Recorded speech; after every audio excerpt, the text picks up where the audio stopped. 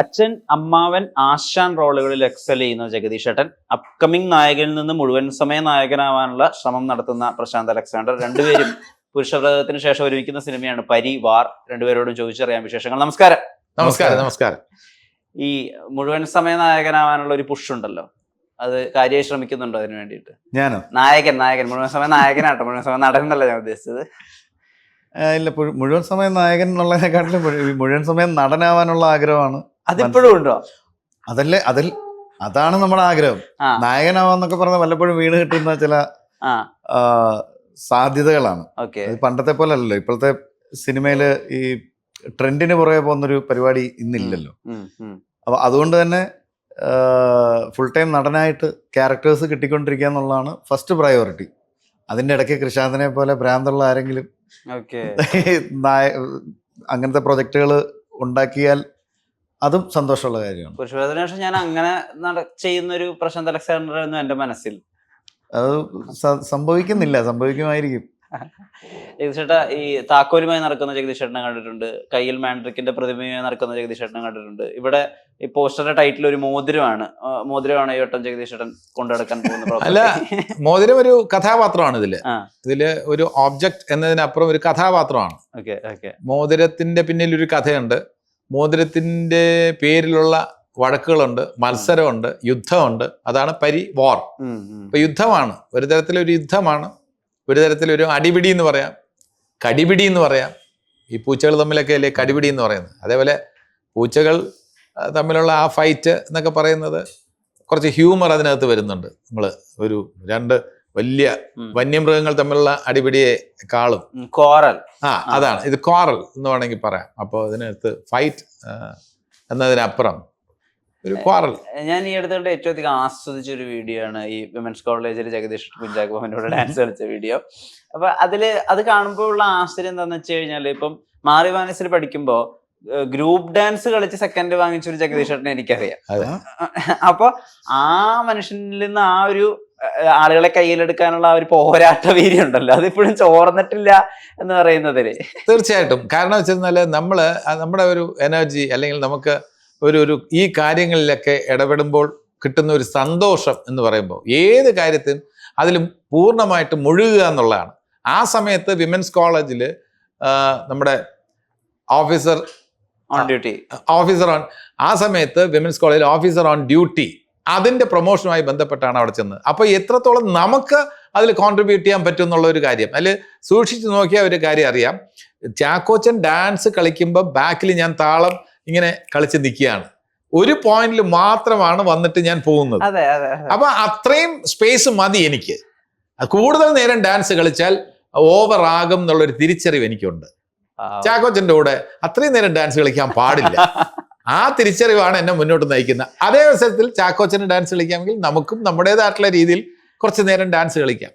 അതിന് പവറെന്നോ വിഗറെന്നോ എനർജിന്നോ ഒക്കെ പറഞ്ഞ് ആൾക്കാർ കോംപ്ലിമെന്റ് ചെയ്യുന്നുണ്ട്. അതിൽ സന്തോഷമുണ്ട്. ആ എന്തിനു വേണ്ടി അവിടെ നമ്മൾ കൂടിയിട്ടുണ്ടോ അത് നിറവേറി എന്നുള്ളതാണ് ഏറ്റവും വലിയ സന്തോഷം.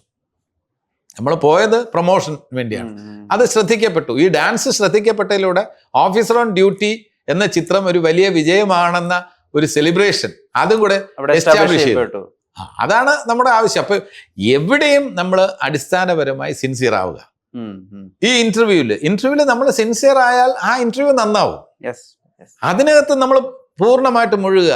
വിഷ്ണുവിന്റെ ചോദ്യങ്ങൾക്ക് നമ്മുടേതായിട്ടുള്ള രീതിയിൽ നമ്മൾ നല്ല മറുപടി നൽകാൻ ശ്രമിക്കുക.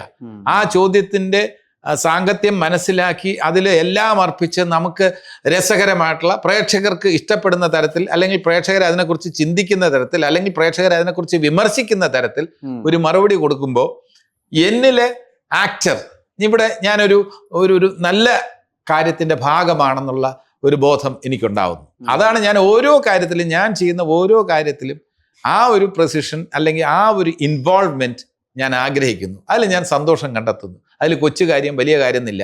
ആകാശവാണിയിൽ ഒരു ഇഷ്ടഗാനം അവതരിപ്പിക്കുമ്പോൾ ഒരു സിനിമയിൽ അഭിനയിക്കുന്നതിൻ്റെ അതേ പ്രാധാന്യം തന്നെ ഞാൻ കൊടുക്കും. അല്ലാതെ ആകാശവാണി എത്ര പേര് കേൾക്കാൻ എന്നുള്ള എന്നെ സംബന്ധിച്ചിടത്തോളം വിഷയമല്ല.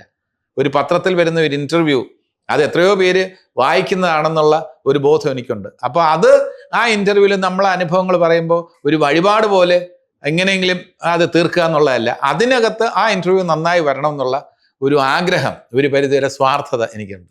അത് പറയുമ്പോഴാണ് ആകാശവാണിയിൽ ഇപ്പോ ഗ്രേഡ് ആർട്ടിസ്റ്റായി നിലനിൽക്കുന്ന ഒരേ ഒരു മനുഷ്യൻ, ടോപ്പ് ആർട്ടിസ്റ്റായി നിലനിൽക്കുന്ന ഒരാളുള്ളൂ, അത് ജഗദീഷ് നമ്മുടെ മുമ്പിൽ ഇരിക്കുന്ന ജഗദീഷ്. ഇപ്പോ കുറെ സീനുകളുള്ള ഒരു റോൾ, അങ്ങനെ വിളിക്കാം ഞാൻ ഈ റോളിനെ. അതിന് വേണ്ടി എടുക്കുന്ന ഒരു പ്രിപ്പറേഷൻ ഉണ്ടല്ലോ, അത് ഇപ്പൊ ഒരു സീനോ 2 സീനോ വേണ്ടി എടുക്കുന്ന സിനിമകളെ പോലെ ആവരുതല്ലോ. അതിന് വേണ്ടിയിട്ട് ഇപ്പൊ വായനയോ അല്ലെങ്കിൽ അതിന് വേണ്ടിയിട്ട് ഉള്ള ചർച്ചകളോ, ഇപ്പൊ സ്വയം ഒരു എഫേർട്ട് കൂടിയുണ്ട്. ഇപ്പൊ സ്ത്രീധനം ചെയ്യുമ്പോഴോ അല്ലെങ്കിൽ ഇഞ്ചകണ്ണൻ മത്തായൻസൺ ചെയ്യുമ്പോഴോ ഒക്കെ ജഗദീഷന്റെ ഭാഗത്ത് നിന്ന് ഒരു പുഷ് ഉണ്ട് അവിടെ, ഡെഫിനറ്റ്ലി ഉണ്ട്. അവിടെ ഒരു ഇംപ്രവൈസേഷൻ ഉണ്ട്, എഴുത്തിലായാലും അല്ലെങ്കിൽ ഇപ്പോൾ സീൻ പ്ലേസ്മെന്റിലൊക്കെ ആയാലും. അതുപോലത്തെ ഒരു പുഷ് ഇപ്പോ പ്രശാന്തിലുണ്ടോ ഈ പരിവാർ ഉൾപ്പെടെയുള്ള സിനിമകൾ വരുമ്പോൾ? അല്ല, എനിക്ക് കാലാകാലങ്ങളായി ചെയ്തു വന്നതിൽ നിന്ന് ഞാൻ മനസ്സിലാക്കുന്ന ഒരു ചേഞ്ച് എന്ന് പറയുന്നത് എനിക്ക് സ്ക്രിപ്റ്റ് വായിക്കാൻ കിട്ടുന്നുണ്ട് എന്നുള്ളതാണ്. മറ്റേതെനിക്ക് അന്ന് ചെല്ലുന്ന ദിവസത്തെ എന്താണോ അത് മാത്രം അറിഞ്ഞിട്ട് നമ്മുടെ പ്ലേസ്മെന്റ് എവിടെയാണെന്നോ അതിനെപ്പറ്റി ഒന്നും അറിയത്തില്ല. ഇതാണ് ഇന്ന് ചെയ്യേണ്ട പരിപാടി ഇതാണെന്ന് പറഞ്ഞിട്ട് 2-3 സീനുള്ള പടങ്ങളിലൊക്കെ അങ്ങനെയാണല്ലോ പരിപാടി നടക്കുക. ഇപ്പം കുറച്ച് ലെങ്ത് കൂടിയപ്പോൾ സ്ക്രിപ്റ്റ് വായിക്കാൻ കിട്ടുന്നുണ്ട്. സ്ക്രിപ്റ്റ് വായിക്കുന്നുണ്ടെങ്കിൽ മൊത്തത്തിൽ കഥ നമുക്ക് മനസ്സിലാക്കാൻ പറ്റുന്നുണ്ട്. പിന്നത്തെ സംശയങ്ങൾ സംവിധായകരോട് ചോദിച്ച് മനസ്സിലാക്കി ക്ലാരിറ്റി വരുത്തുക എന്നുള്ളതാണ് ഞാൻ ചെയ്യുന്ന ഒരു എക്സസൈസ്. പിന്നെ അതിനെന്തെങ്കിലും പ്രിപ്പറേഷൻ ചെയ്യുന്നുണ്ടോ എന്ന് ചോദിച്ചാൽ ബോധപൂർവമായ ഒരു പ്രിപ്പറേഷൻ എനിക്ക് ഉള്ളതായിട്ട് എനിക്ക് തോന്നുന്നില്ല. എന്തെങ്കിലും ചേഞ്ച് വരുന്നുണ്ടെന്നുണ്ടെങ്കിൽ ഞാൻ പോലും അറിയാതെ നടക്കുന്നൊരു പ്രോസസ്സാണ്. അത് ഞാൻ എത്ര നന്നായിട്ട് ഇതിനെ മനസ്സിലാക്കിയിട്ടുണ്ടോ അത്രയും നന്നായിട്ട് എനിക്കത് ചെയ്യാൻ പറ്റും. അപ്പം ഞാൻ എൻ്റെ സംശയങ്ങളും സിനിമയുടെ കഥയിലെ സംശയങ്ങൾ മാത്രമല്ല, സിനിമയ്ക്കൊരു മീറ്ററുണ്ട്.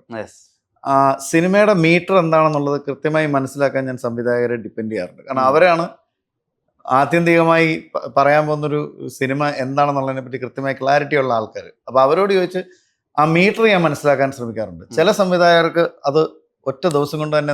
അവിടെ ഞാൻ ഇടപെട്ടു. ഇപ്പൊ പരിവാറിനൊരു 90s പ്രിയദർശൻ കൈൻഡ് ഓഫ് ഒരു മീറ്റർ ഉണ്ടല്ലോ. അതായത് കുറെ ഒരു കുടുംബം, അതിനകത്ത് ഒരുപാട് കഥാപാത്രങ്ങൾ, എല്ലാവരും കൂടി ഇരുന്ന് ഊണ് കഴിക്കുന്ന ഒരു സീനൊക്കെ ഒരുപാട് കാലത്തിന് ശേഷം ഞാൻ എൻ്റെ ഒരു സ്നിപ്പറ്റ് കണ്ടിരുന്നു പരിവാറിന്റെ. അപ്പൊ ആ ഒരു മീറ്റർ ആണോ, ആ പ്രിയദർശൻ മീറ്റർ പിടിക്കാം? ഇതിനെ സംബന്ധിച്ച് ഞങ്ങൾ സ്ക്രിപ്റ്റ് വായിച്ചപ്പോൾ ഞങ്ങൾ മനസ്സിൽ കൺസീവ് ചെയ്ത മീറ്റർ അല്ല സിനിമയുടെ മീറ്റർ. സ്ക്രിപ്റ്റ് വായിച്ചപ്പോൾ നമ്മൾ ഈ പറഞ്ഞ പോലത്തെ നമ്മൾ കണ്ടിട്ടുള്ള സിനിമകൾ, സമാനമായ സീനുകൾ നമ്മൾ മനസ്സിൽ കൺസീവ് ചെയ്യല്ലോ, ഇത് ഇങ്ങനെ ആയിരിക്കും ഷൂട്ട് ചെയ്യാൻ പോകണം, അതിന് ഇങ്ങനെ ആയിരിക്കും പെർഫോം ചെയ്യേണ്ടത്. പക്ഷെ ആ രീതിയിലല്ല അതിനെ ഫഹദും ഉത്സവവും ട്രീറ്റ് ചെയ്തേക്കുന്നു. ഒന്നാമത് മൂവ്മെന്റ് ഷോട്ടുകൾ ഇതിനകത്തില്ല, സ്റ്റാറ്റിക് ആണ്. അവർക്ക് ഒരു വീടിനകത്തോട്ട് ക്യാമറ വെച്ചിട്ടുള്ള പോലെ തോന്നിയാൽ മതി. അല്ലാതെ ഇമോഷൻസ്, ഇപ്പൊ ഹ്യൂമർ പറയാൻ വേണ്ടി ഒരു സാധനം ഇങ്ങനെ ചാർജ് ചെയ്ത് വന്നിട്ട് ഒരു ഇമോഷൻ ഉണ്ട്, അങ്ങനത്തെ പരിപാടികളൊന്നും അവരുടെ പ്ലാനിലേ ഇല്ല. സ്റ്റാറ്റിക് ആയിട്ടുള്ള ഫ്രെയിംസ് നമ്മളെ കൊണ്ട് പെർഫോം ചെയ്യിപ്പിച്ച് ആ പെർഫോമൻസിന്റെ മീറ്റർ പോലും അവരാണ്, അവരുടെ ഡിസിഷനിലാണ് പോയേക്കുന്നത്. ചില സാധനങ്ങൾ അവർ ഭയങ്കര ഹാപ്പി ആയിട്ട് അതാണ് ചേട്ടാ നമ്മൾ ഉദ്ദേശിച്ചതെന്ന് പറയും. അപ്പം നമ്മൾ മനസ്സിലൊരു സാധനം സെറ്റ് ചെയ്യും. വേറൊരു സിനിമ അവർ വേറൊരു മീറ്റർ പറയും, ഇതാണ് നമ്മൾ ഉദ്ദേശിച്ചെന്ന് പറയാം. അപ്പം നമ്മൾക്ക് അതിലൊക്കെ നമുക്ക് ഈ കൺഫ്യൂഷൻസ് ഉണ്ടാവും. പക്ഷെ ഹ്യൂമർ എന്ന് പറയുന്ന ജോണറിനെ നമുക്കൊരിക്കലും ജഡ്ജ് ചെയ്യാൻ പറ്റില്ല. അത് ഈ പറയുന്ന പോലെ ഇതിന്റെ കടിഞ്ഞാൻ പിടിച്ചിട്ടുള്ള ആൾക്കാരായിരിക്കും, അവർക്കാണല്ലോ ഫൈനലി ഇതെന്തായി തീരും എന്നുള്ളതിനെ പറ്റി കൃത്യമായ ധാരണയുള്ള വ്യക്തികൾ. അപ്പോൾ ഈ സിനിമയിൽ എനിക്ക് അതായിരുന്നു എൻ്റെ ഒരു പുതിയൊരു എക്സ്പീരിയൻസും പുതിയൊരു അറിവും അതാണ്.